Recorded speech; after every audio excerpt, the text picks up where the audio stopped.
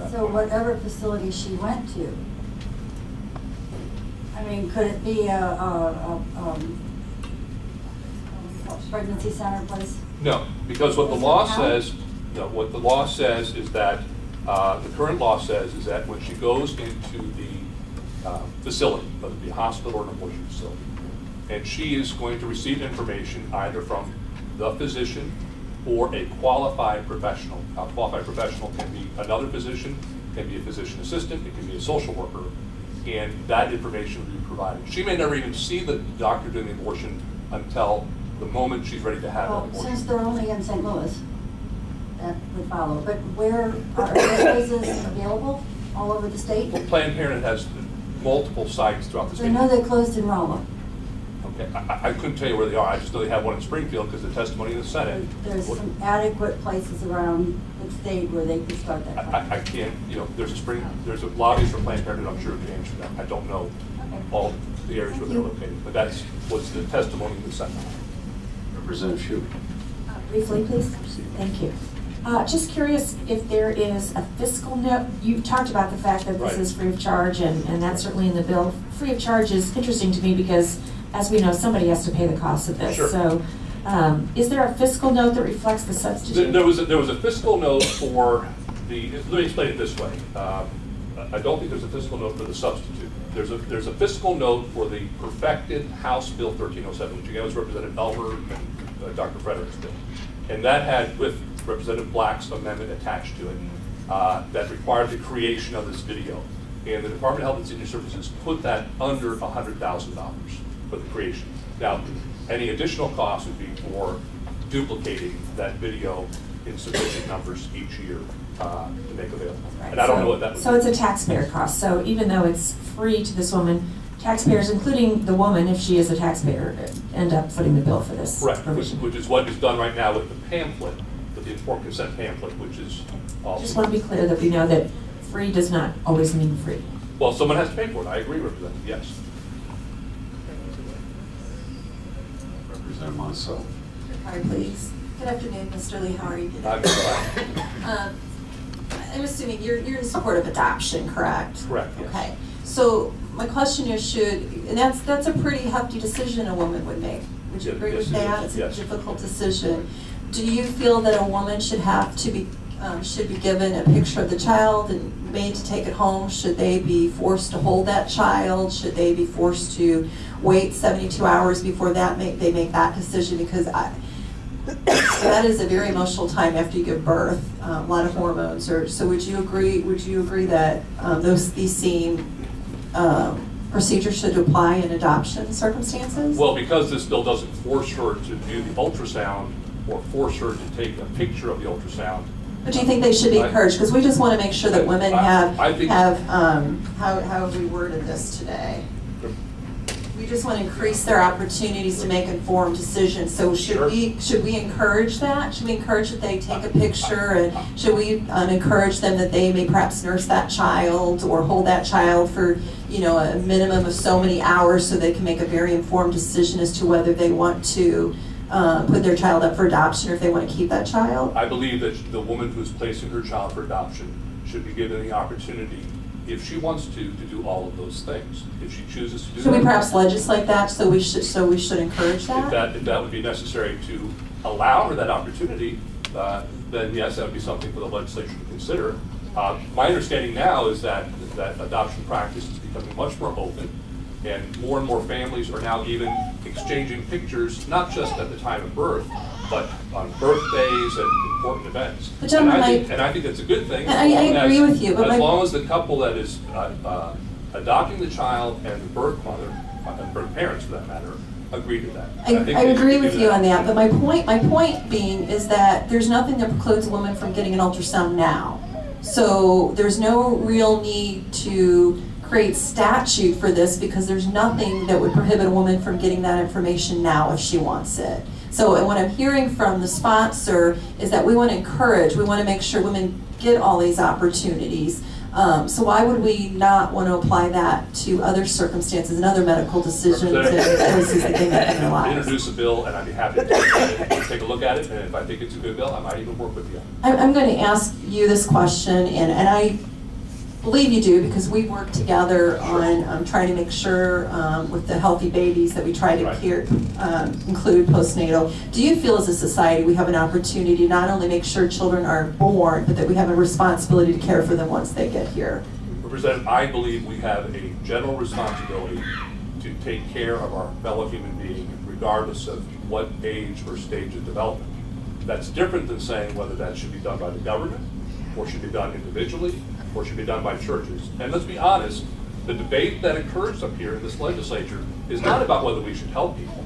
We all agree we should help people. No, we don't know. Apparently not all of us do agree. Right, I understand your position, but why do we... But we all agree we should help people. Otherwise, I don't think you'd be elected to this body. The question is, how do we go about helping people? Should that be private initiative? Should it be churches, not-for-profits? Should it be local government, state government, federal government? But if we're not going if we're not going to intervene with individuals that are here and they are live, why are we intervening when it comes to an unborn life, as you so say? Why are we intervening on this, but we're not intervening, and there's not an effort to take care of our children here? I taught special ed, I mentioned this several times, 25 years, and I've seen a lot of abused children, and I don't see, in fact, this committee passed out a piece of legislation which will make it easier for children to be abused. So that's my big hiccup I have with a lot of this, is that we all want to fight where, that innocent life, but once that life's here, we want to wash our hands of them. That's somebody else's responsibility. If that's the case, then you shouldn't be mingling in a woman's choices that she's making. It's a conflict. It's hypocritical. Representative, every day I've been coming up here, which has now been almost 30 years, members of this body and of the Senate are intervening in the lives of other people by the legislation that is offered and debated and voted on the Senate floor. Whether you want to talk about a transportation bill or criminal code bill, these are all efforts to make life better for people. And I applaud all of you members who have taken the time and the sacrifice to do that. And I'm not going to criticize. Well, when we pass legislation out that makes it easier for people to abuse their children, I don't think that's intervening in a positive manner. But thank you, Mr. Lee. I appreciate your answers. Thank you. Others wish to testify in favor of the bill?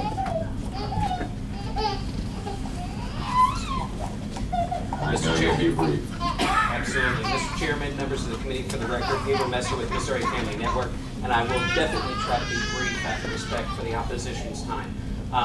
Very quickly, I have not had an opportunity to look at this substitute, so I keep my comments exclusively to the 72-hour waiting period and the overall general concept of making more information available, and that's what we're in favor of. Thank you, Mr. Chairman. Thank you. Are there those wishing to testify in opposition to the bill? And we've got about 20 minutes, so. Thank you, Mr. Chairman, members of the committee. My name is Crystal Williams. I'm here representing American Civil Liberties Union of Missouri.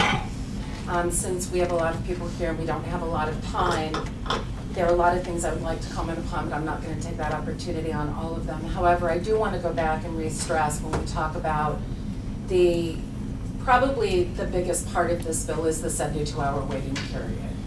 And calling it a reflecting period doesn't change the fact that it puts a woman in a position of waiting 72 hours in order to access a legal, safe medical procedure. The 72 hours is a huge, huge policy change from the 24 hours that's currently on the Missouri books and on most states that have waiting periods. And there's a reason that only South Dakota and Utah have the 72-hour waiting period. It's because it hasn't been litigated yet.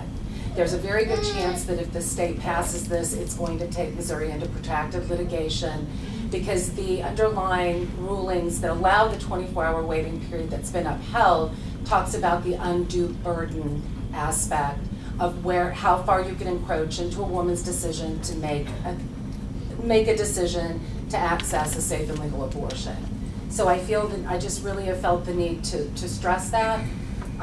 There's a reason that they've used the terms undue burden, and this is the reason that a lot of states haven't gone to this extreme, has to do with that aspect of the bill. There have been a lot of things said here today. Sam Lee, said he's been doing this for 30 years. I've been coming to this legislature for at least 20. And it does get a little frustrating when you hear women being characterized as murderers, and we kind of go all Handmaid's Tale when we talk about women giving birth in order to allow people to have an opportunity to adopt children. And I think that's a honorable and valid thing that a lot of families decide to do. So I'm really sorry that we continue to have these conversations, but I'm willing to answer any questions.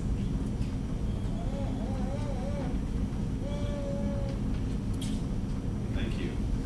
Questions of the witness? Representative. To inquire for Mr. Chair. Good morning, and thank you for testifying as a fellow mom who also has gone through a pregnancy, just like I have. A high-risk pregnancy. With our children. You also understand that that trepidation, or you could possibly empathize that trepidation of that I experienced as an older mother. And hearing a geneticist tell you when you're 4 months pregnant that your percentage of having a normally developed child was really rare. I have a hereditary disease in my family, and I testified for the first time in 20 years about this last week.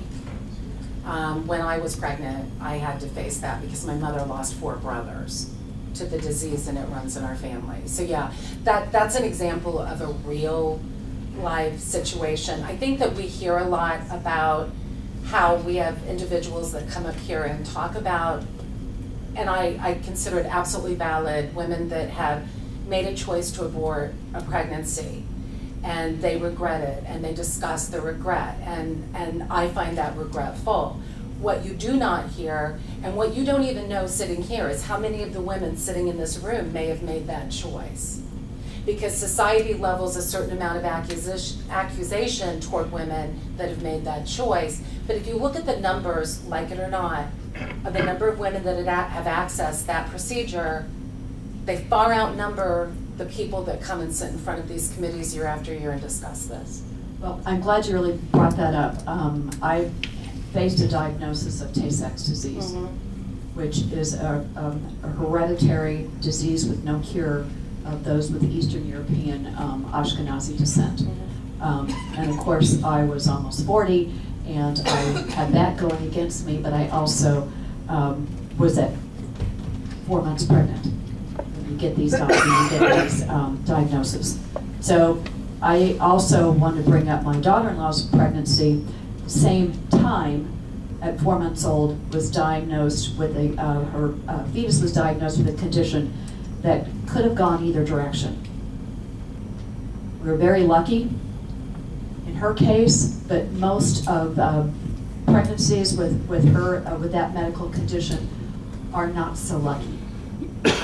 This is a decision that should be between the mother and the physician, and yet this bill would mandate that someone in that situation with a pregnancy that has gone horribly, horribly wrong, that again, they have the, quote, opportunity to view another ultrasound that doesn't change the situation, doesn't change the diagnosis, doesn't change the fact that you may be having a healthy pregnancy, that they would still have to view this because of the legislature deciding that they didn't have enough information.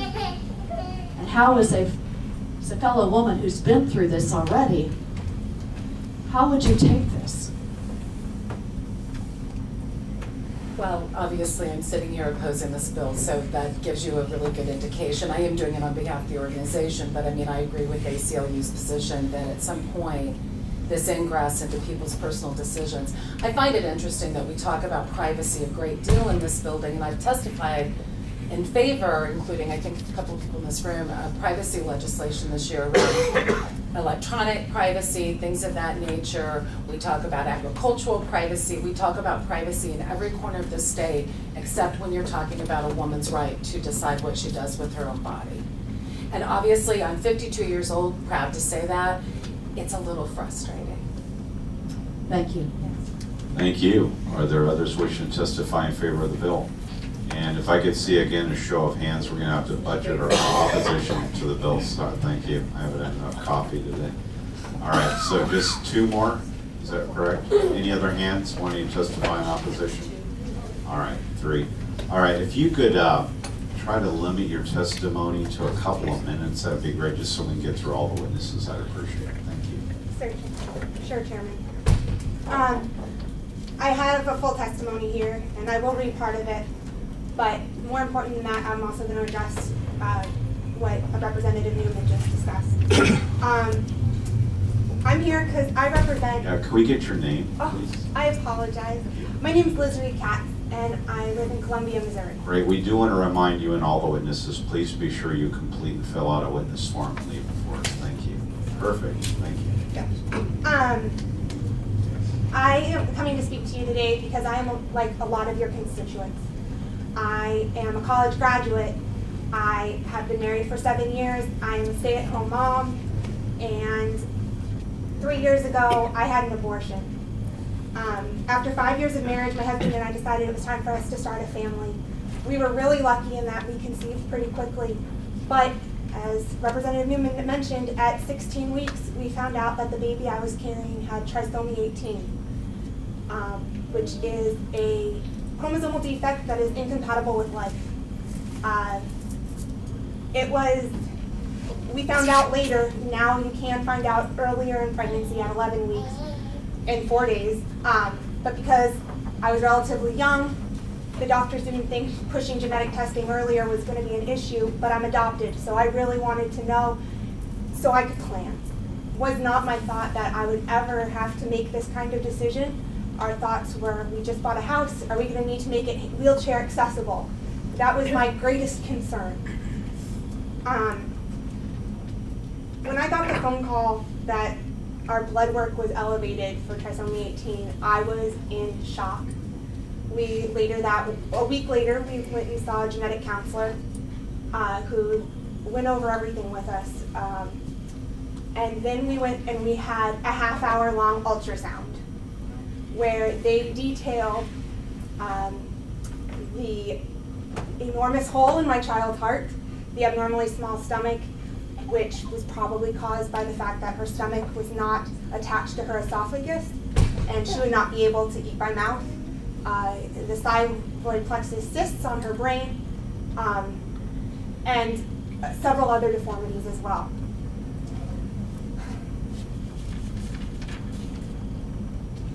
It took 2 days after that, I had an amniocentesis, and it was 2 days after that that we got the initial results back. However, it was going to take an additional 10 days for us to get the full amnio back. And it was those 10 days that I sat and I reflected. And it was after much thought and discussion with my husband, family, doctor, and rabbi that I made the most difficult decision I've ever made. I knew that bringing this child into the world would be condemning her to a life in a hospital.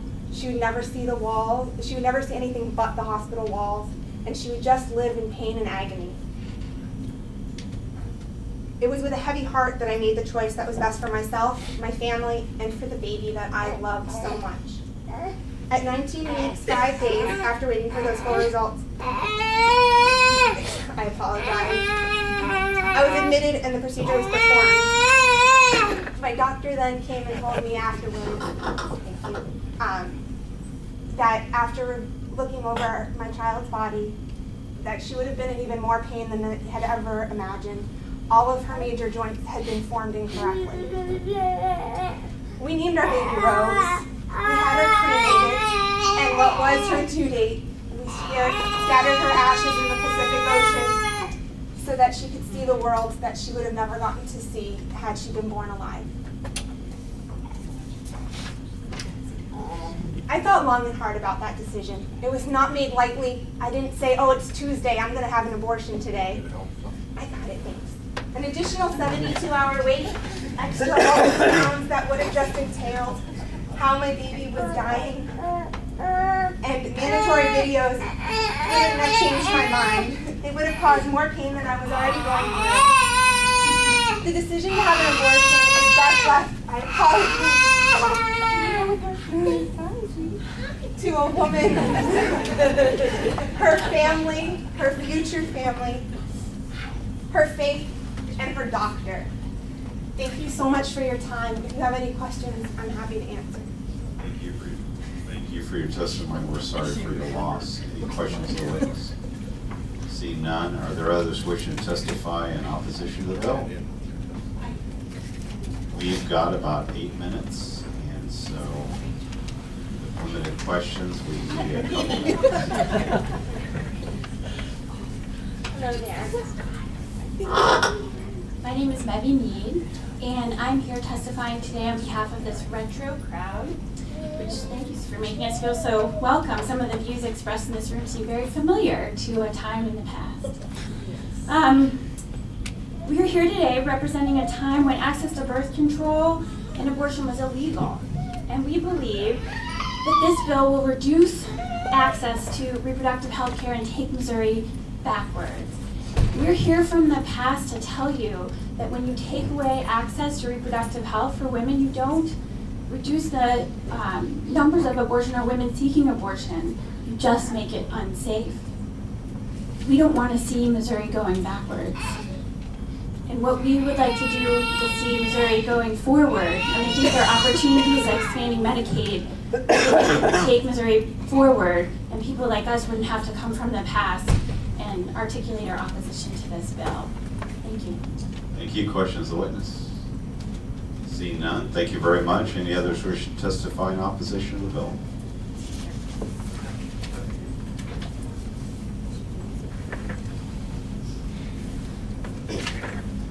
Hi, good afternoon. My name is Ryan Summerford.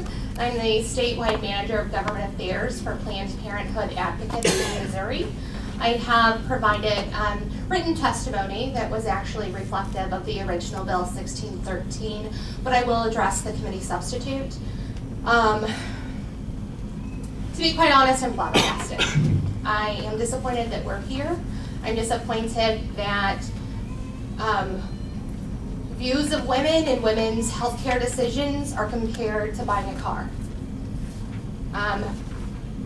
I'll quote the editorial board from the St. Louis Post-Dispatch just a few weeks ago when talking about the 32 bills that have been filed this legislative session that lost in all of the politics and all the judging and shame are the thousands of women facing difficult decisions, choices that they have a right to make regardless of somebody else's political career.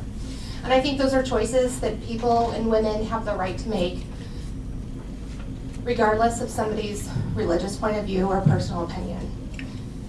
To intrude in a woman's political decision for political and not medical purposes is the definition of government intrusion. This bill is specifically designed to shame and coerce a woman from choosing her constitutional right to choose an abortion.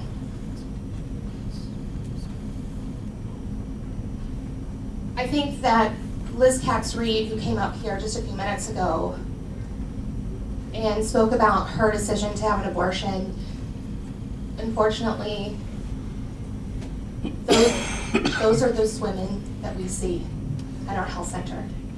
61% are mothers already have children, are juggling a family, are juggling a job, or juggling childcare, and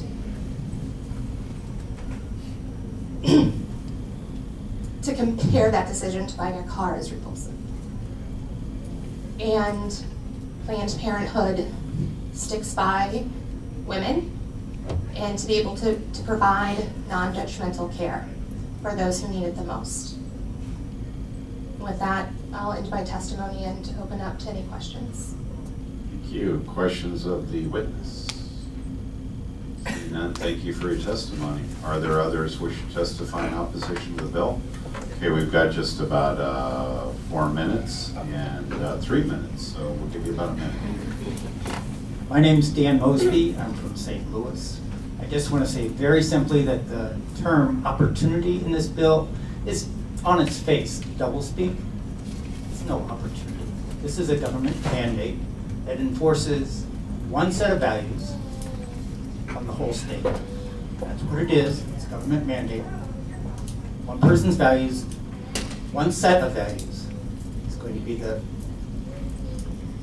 enforced on everyone. That's it. Thank you. Questions? Questions of the witness? See none. Any others wishing to testify? Last and not least, I've got about 3 minutes still, so I can give each of you 1 minute. Thank you. I won't take that much time. If you have testified and have a completed witness form, please be sure and do so and leave it for us. I have completed one and turned it in. Great. Thank you, ma'am. My name is Joan Culver. I'm from St. Louis. I come before you as a Republican, and I am pro-choice. And there has been a lot of very good testimony on behalf of the antis for this bill. I will not repeat a lot of what they said. There's no need to. What I would like to bring to the floor is the basic tenets of the Republican Party as they used to be that I see being roundly ignored by our legislature, which is limited government. This is not limited government. This is government overreach in the worst form. I find that very objectionable, so do many of the people I know in St. Louis who are Republicans and are pro-choice. The other thing that the Republicans used to believe in is personal responsibility. Interfering with an individual's personal responsibility, and I would go beyond saying just a woman's, anybody's personal responsibility, is not Republican. This bill is an overreach. And thirdly, I am hearing a lot of language today, mostly on the proponents of the bill, that seems to me to cross the line between the separation of church and state. Medically accurate terms are not being used in this bill. That is a problem for me. I'm hearing a lot of religious language tossed in. Life beginning at conception is a religious concept. It is not a medical concept. And I would like the committee to please be mindful of this. This is not a Republican method of legislation. Thank you very much. Thank you for your testimony. And one other wish to testify in opposition to the bill? We are at 2 o'clock, but the House is not in session yet, so we'll let you go ahead and testify just briefly. Hi, I'll make this real quick. My name is Rowena Claiborne. I'm 64 years old. At the age of 20, I was faced with being pregnant, not married. I sat and thought about it. I had the wherewithal, I had a little bit of a college background, so I decided to keep my child, who is now 42 years old. Then, married the father of my boy, and he was very abusive, came back from Vietnam, very abusive. Found out I had cancer, was pregnant again. The doctor told me I could have treatment, I possibly would lose a child, or with the treatment, or I could probably keep the child. There I was faced, being the oldest of 8 children, with no one to help me with this baby that I might be bringing into this world. I decided to have the abortion. I am not sorry, because I was there for my first. I made the choice. It was my choice to keep the first, and my choice to end the second. I was thinking of the one that was alive. I wish you all would start thinking of those that are alive. Thank you for your testimony. Any wishing to testify for informational purposes? All right, seeing none, this concludes the hearing for House Bill 1613. Is there anybody here from representing Senator Nadal Chappelle's office? If not, we're going to exec on that next week. I noticed earlier that there's a lot of changes in the sub. We need some clarifications on what those are. We will exec on that next week as well as this bill. And those of you that are retro today, I hope you drive back next week in a retro automobile. So with that, we are adjourned. Thank you.